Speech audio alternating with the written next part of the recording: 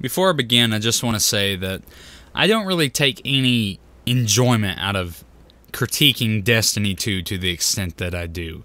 I just want to point that out, because the last time I made a video, the Curse of Osiris video, when I made that, there was a lot of people saying, "Oh, well, if you don't like Destiny 2, what do you play?" Look, I like Destiny, alright? I want it to be better. I'm just mad that it's in the state that it is. I just want to clear that up. I'm not one of these guys out here that's just making an obvious hit piece on Destiny 2 just because it gets views and because it's the thing to fucking do now. No, I want to actually like sit and discuss why it is I think Warmind is not going to change anything.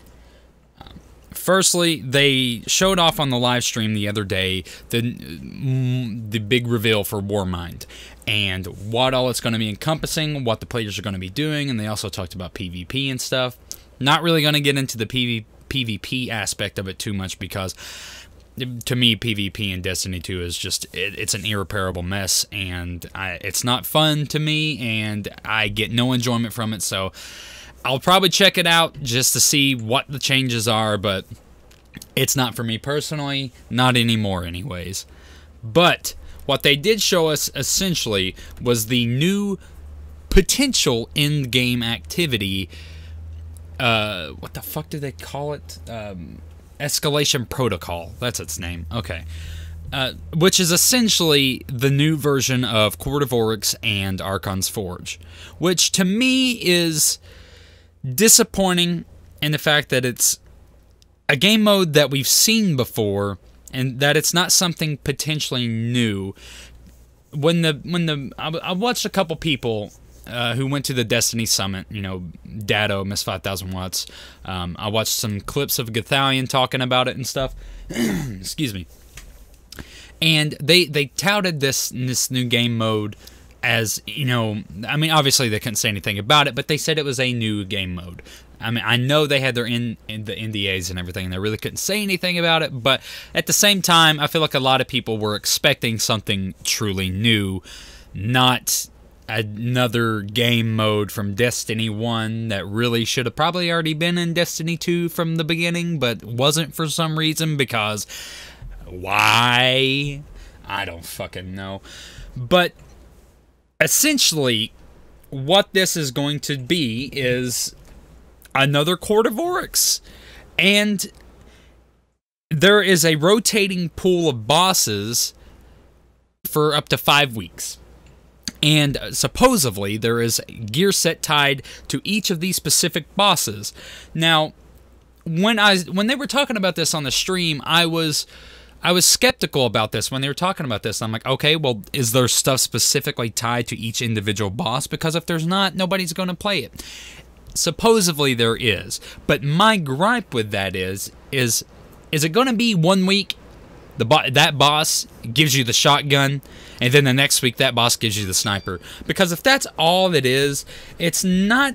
It's a shallow loot pool to be going after, in my opinion. I really truly hope that each boss has its own gear set, per se, specifically tied to it. And it's not just, oh, well, boss XYZ gives you gun XYZ, and then you just rinse and repeat.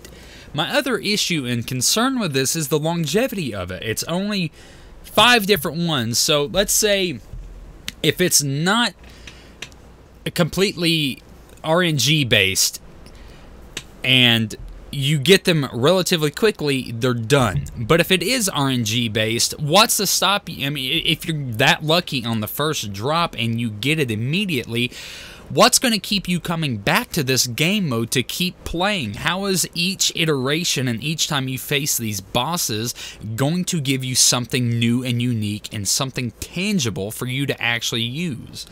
If it's just purely the gameplay, that's not going to last. That's not going to be long enough, because from what they've said is that it's a 4-round the wave of enemies for 7 levels, and they progressively get more difficult as you go, and then later levels have mechanics tied to them, which is another issue to me, is how do you balance the mechanics aspect of it for people who are solo and just passing by? What if you got, a group of 3, but it's, something that requires 6 people, and, there's another fire team nearby, but they don't want to play? How is it going to be balanced to benefit people who don't have the means to fully complete it on their own? And I'm not saying make it easy, because obviously this game is in dire need of a challenge and something to push people in order to have them obtain something that is quote-unquote in-game worthy content, or loot, or materials rather. But it still seems like there's an issue of balancing there, just purely from what I've seen so far. That's concerning to me.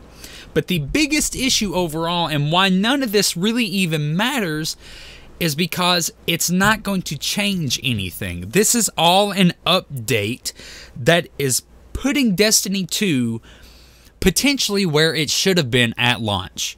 We are essentially going from half of a game to a full game finally, after paying $100 and waiting 9 months. And that's not acceptable. If you watched any of the content creators who went to the summit, most of them talked about how excited and how promising the September expansion is looking. And while that's great and that's fine for people who still want to do that, I don't think that's fair to the people who have stuck around with this franchise as long as they have. It's not fair to them to make them spend another 40 plus potential dollars on worthy content when this game should not have been in the state that it's at currently. It's not fair to the consumer to keep milking them for all their money to get something that should have been completed. It's not respectful to that player base. It's just not. And I get it.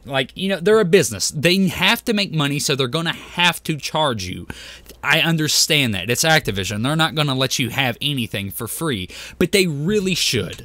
I think if you own the season pass, you should at least get some sort of significant discount towards it for even just remotely putting up for the atrocity that was Destiny 2. And I know that's not going to happen, and that pains me so much, because even after everything, there is so much potential this game could have that is just squandered, and just repeatedly they drop the ball on. And I don't get how anybody who plays the game and continues to buy the content, I don't understand why we would continue giving them a chance. And that's what I'm trying to get at with this, is that they have to knock this out of the park in order for anybody who really kind of values their time, their money, and the experience that they get from it. They have to knock it out of the park. And just to go off of Gathalion's words, he said that this felt like the dark below to him, and that is not encouraging. That is not something you want to hear. This could be the thing that makes or breaks this franchise. It really could. And the fact that so much is resting on this, and that it's just an inevitable that it's going to be more or less than what it needs to be, because they've been focusing so much of their assets on the September expansion, and a lot of the key things that people want implemented into the game is not being implemented in with this expansion, because it's being pushed further down the road for something that we're going to have to pay more money for. And to me, that's just not acceptable. That's not respectful to people who are purchasing something from you. And that's, for me, I'm not going to buy the September expansion. For me, Destiny, the ship has sailed for me on Destiny at this point. If I truly let the hype get to me, and I pray to God that I don't let that happen to me, because I'm going to be very upset with myself if I somehow let the inevitable Destiny hype train sink its claws back down into me.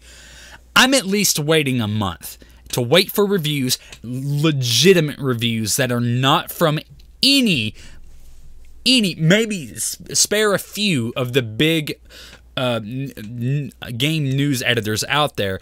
I want to see somebody who barely gets any views on any videos that they ever point out, just like myself, might I add, because who the fuck am I? I want to see that person talk about how bad or how potentially good the game is.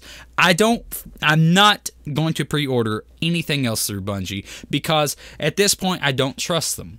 And I feel like that's a large part of what everybody who has any kind of gripe with Destiny at this point has. It's a lot of trust that hasn't been fulfilled many times over.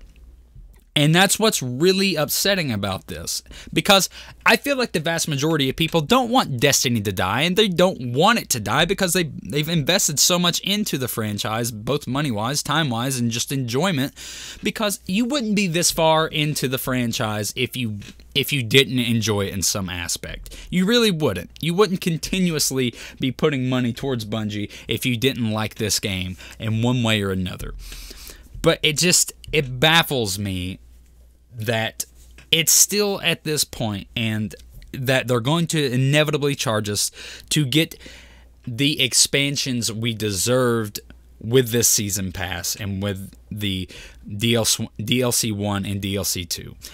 And that's why Warmind's going to fail, because everything is geared towards the next pin on the map further down the road, and it's not on the expansion currently coming out. I would much rather them just delay it.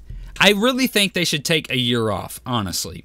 I think they should take a year off, actually put in some real development time to where nothing's having to be cut. There's no script change halfway through production or anything like that.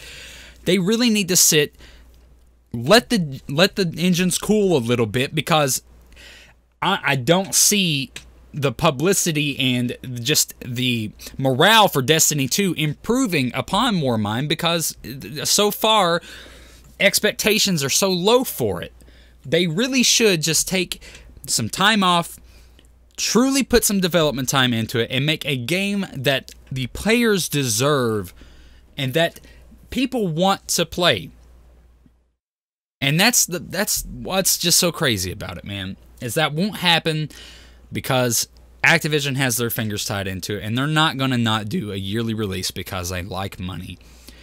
And that just sucks, man. And that really sucks, because this franchise has the potential to be so great, had the potential to be so great, but I feel like it's just continuously dwindling down. But I don't know. Warmind's not out yet. I don't know for sure. That may or may not be the case. You know, this expansion could save it. It's highly unlikely to me that that's the case, because just off of what they've showed us that we're getting, I don't feel like it's going to be enough for the people who even stuck around for it. But I don't know. We'll see. If you're still playing Destiny 2, if you're excited for Warmind, please let me know in the comments down below. Let's have a civilized discussion, people, and please don't tell me to kill myself, much like a lot of people did on the Curse of Osiris video, but I get it. I was very angry in that video. I'm disgruntled and upset with the state of Destiny 2 still, which is why this video had a lot less cussing, and I feel it was a little bit more cohesive compared to my rambling ass last time. But anyways, if you guys stuck around and watched it to this point, thank you so much. Please like and subscribe only if you liked the video, and subscribe only if you want to see future content from my stupid ass. As always, thanks for watching. I love you guys so much, and I will see you in the next one.